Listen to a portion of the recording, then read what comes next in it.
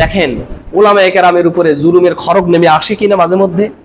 জুলুমের steam roller চালানো হয়, কাউকে ফাঁসি দেওয়া হয়, আবার বিনা অপরাধে তাকে বছরকে বছর জেলখানায় পৌঁছতে হয়। আল্লাযী খালাকাল মাউতা ওয়াল হায়াতা লিয়াবলুয়াকুম আইয়ুকুম আহসানু আমালা। আমি তোমাদেরকে পরীক্ষা নিরীক্ষা করার জন্য তোমাদেরকে বিপদ দিয়ে থাকি, কখনো জানের বিপদ, কখনো মালের বিপদ, কখনো আবার ফসল ফলাদি নষ্ট হয়ে বিপদ দিয়ে থাকি। অবাশশিরিস সাবিরিন, আর ধৈর্য ধারণ যে করে তাদের জন্য সুসংবাদ আছে। এই যে বিপদ যে আসতেছে, এগুলো হলো সব কি আল্লাহ সুবহানাহু ওয়া তাআলার পরীক্ষা। এটা হলো এক নাম্বার। যেমন সূরা আরাফ 168 নম্বর আয়াতে রব্বুল আলামিন বলছেন ওয়াবালাউনাহুম বিল হাসানাতি ওয়াস সাইয়্যাত। এই যে আমি তাদেরকে যে বিপদ আপদ এগুলো দেই এবং সুখ শান্তি যে দেই, এগুলো কেন দেই? যেন তারা সঠিক পথে ফিরে আসে। এরপরে মহান রব্বুল আলামিন সূরা বাকারা 142 নম্বর আয়াতে রব্বুল আলামিন বলছেন আম হাসিবতুম আন তাদখুলুল জান্নাতা ওয়ালাম্মা ইয়ালামিল্লাহুল্লাযীনা জাহাদু মিনকুম ওয়া ইয়ালামাস সাবিরুন। তো তোমরা কি মনে করেছো যে সহজেই তোমরা জান্নাতে যাইতে পারবা? এতই সহজ? আর তোমাদের মধ্যে কে আল্লাহর পথে জিহাদকারী আর কে ধৈর্য ধারণ করেছে সেটা আল্লাহ সুবহানাহু ওয়া তাআলা দেখবেন না?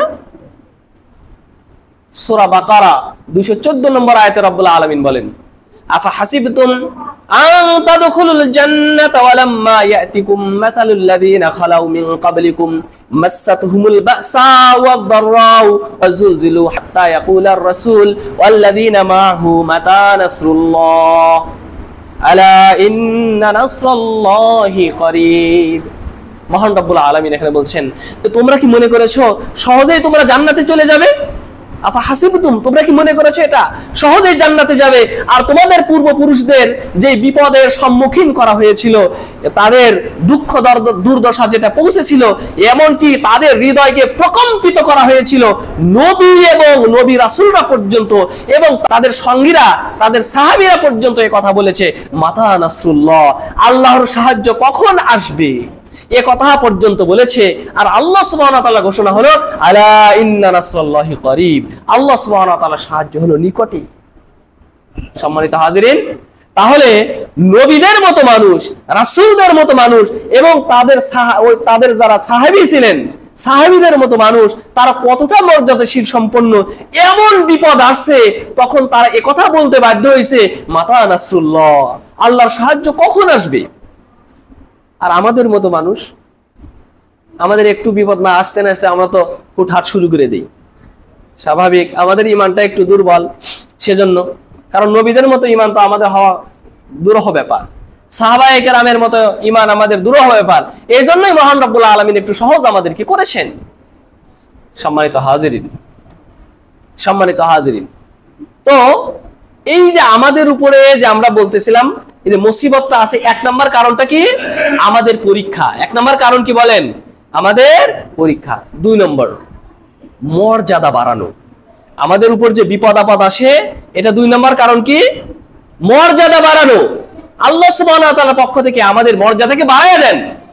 যেমন হযরত সাদ ইবনে আবি ওয়াক্কাস রাদিয়াল্লাহু তাআলা আনহু রাসূলুল্লাহ সাল্লাল্লাহু আলাইহি সাল্লামকে জিজ্ঞেস আইয়ুন নাসি আশাদ্দু বালাআন, হে নবী, আল্লাহ রাসূল, দুনিয়াতে সবচেয়ে বিপদের মুখোমুখি কারা হয়?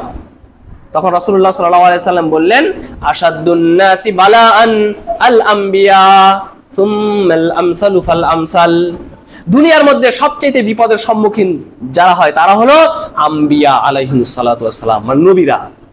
এরপরে তাদের পরে যাদের মর্যাদা তারা, তারপরে তাদের মর্যাদা, এরপরে তাদের মর্যাদা যাদের তারা, এভাবে মর্যাদাশীল সম্পন্ন ব্যক্তিরা দুনিয়াতে বিপদের সম্মুখীন হয়। দেখেন উলামায়ে কেরামের উপরে জুলুমের খড়গ নেমে আসে কিনা মাঝে মধ্যে।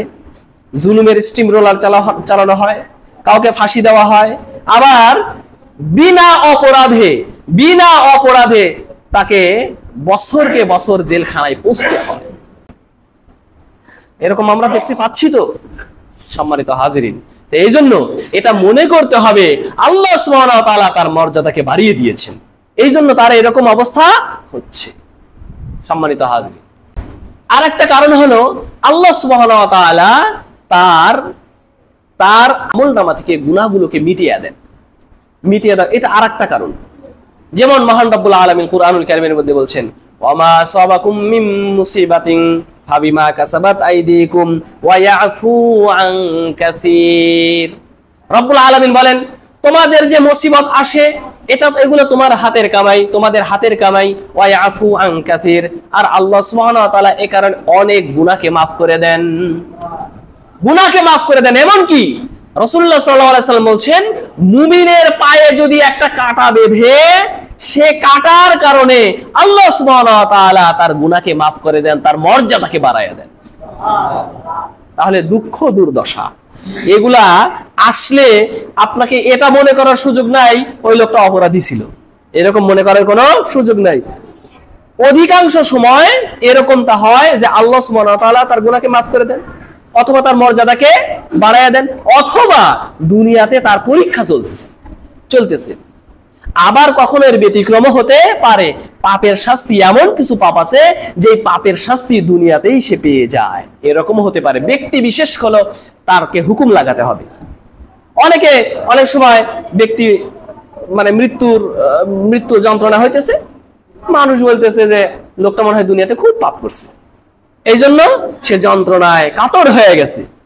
কিন্তু আম্মা জানা আয়েশা রাদিয়াল্লাহু তাআলা আনহা বলছেন, মৃত্যুর সময় রাসূলুল্লাহ সাল্লাল্লাহু আলাইহি ওয়াসাল্লামের যে যন্ত্রণা হয়েছিল, যে কষ্ট হয়েছিল, এই কষ্ট দেখার পরে অন্য কোন ব্যক্তির যে মৃত্যুর সময় যে যন্ত্রণা হয় ওটাকে আমি খারাপ মনে করি না। কারণ যেখানে রাসূলুল্লাহ সাল্লাল্লাহু আলাইহি ওয়াসাল্লামের এত যন্ত্রণা, এত কষ্ট সহ্য করে তিনি ইন্তেকাল করেছেন, পরপারে যাত্রা করেছেন, আর সেখানে অন্যের বেলায় এটা তো একটা স্বাভাবিক ব্যাপার।